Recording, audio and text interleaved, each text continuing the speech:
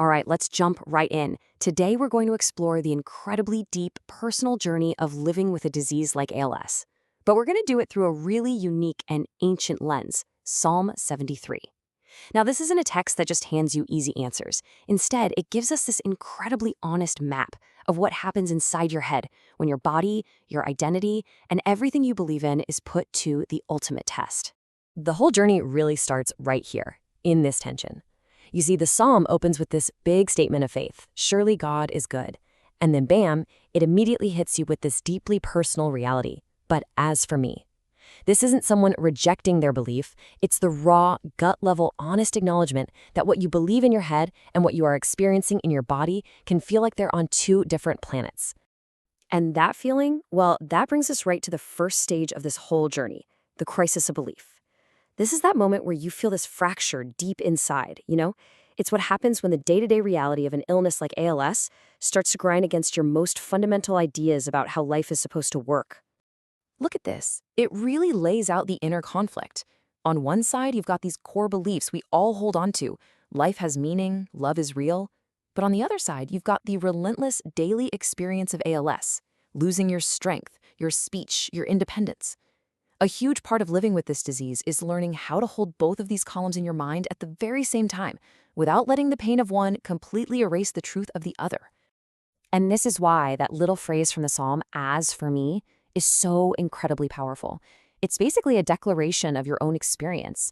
It's like a permission slip to be brutally honest about your reality, even if it doesn't match the positive, happy story you think you're supposed to be telling everyone. The psalmist is saying, hey, your personal truth, it matters. A lot. Now, once you're in that crisis of belief, it's almost inevitable that another feeling starts to creep in.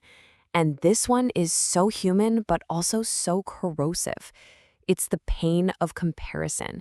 It's what happens when you look out your window and see a world that just keeps moving on perfectly fine, while yours has been turned completely upside down. The psalmist just comes right out and says it. Envy. And when you read this line through the lens of ALS, it hits on a whole different level. This isn't about petty jealousy, it's about the constant, unavoidable awareness of contrast. When your mind is as sharp as ever, but your body is failing, you see with agonizing clarity all the simple things other people do without a second thought, walking, talking, just lifting a cup. This kind of envy is a deep, profound response to what feels like a fundamental unfairness. And of course, that comparison leads to maybe the rawest, most unanswerable question there is. Why them and not me? The power of the psalm is that it doesn't even try to give a cheap answer. Its courage is in simply asking the question, just bringing that agonizing thought right out into the open. And this is the breaking point. The questioning turns from the world outside to the world inside. When the things that used to define you, your job, your hobbies, your physical strength, are being stripped away one by one, it throws you into this full-blown existential crisis. Does my life still mean anything? And the psalm just sits with you in that incredibly uncomfortable place, acknowledging that this is a real, valid, and terrifying part of the struggle. But then, just when it feels like you've hit rock bottom, everything shifts. This is the absolute pivot point of the entire journey. And the really crucial thing to get here is that it's not a change in circumstance. There's no magic cure, no sudden healing. It is a profound internal shift in how you see everything. It all hinges on this one line, till I entered the sanctuary. Now, this sanctuary isn't necessarily a building. Think of it as a mental space, a moment of quiet, of stillness, where you finally turn away from the noise of comparing yourself to everyone else and just reground yourself. That's where understanding starts to dawn. And in that sanctuary space, a major rewiring happens. Your focus moves away from your external conditions, what you can't do, to your internal reality, who you are. The toxic lens of comparison gets replaced with a new focus on connection. It's a total shift in how you measure the value and meaning of your life. This turning point, well, it naturally leads to a massive reevaluation of who you are. If you're not just your physical abilities, then what's left? This next part is all about discovering the part of you that endures, even as the body fails.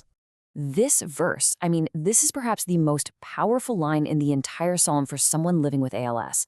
The phrase, my flesh may fail, is not a metaphor. It is a literal daily reality. But the verse makes this incredibly important distinction. Your body might fail, but your core self, your heart, is not just your body. Its strength can come from somewhere else entirely.